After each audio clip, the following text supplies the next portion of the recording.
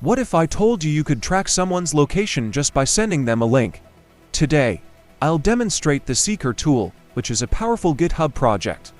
Remember, only use this for legal testing. We start by copying the link address of the Seeker tool.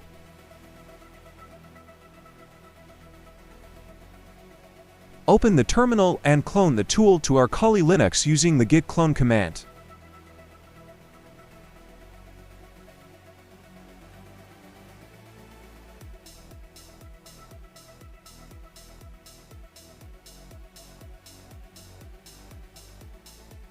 We're done cloning, so let's open the folder of the Seeker tool. Let's run the install script first to install any dependencies needed.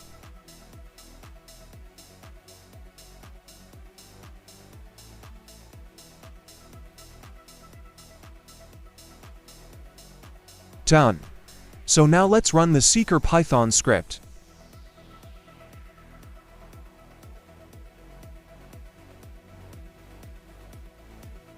Let's pick the first one to act as the phishing page.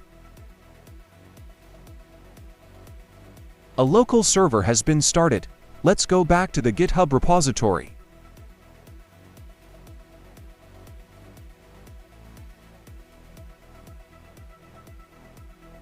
Find the command to run a local tunnel and copy it. Go back and open another terminal and paste it there.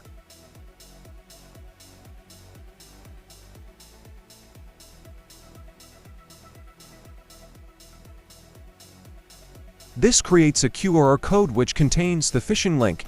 I'll go ahead and scan it using my phone. We've got the link. We can now send the link to our target, but I'll use it on my own device. Immediately the target accepts the website to use the device location. It's over. We have the location.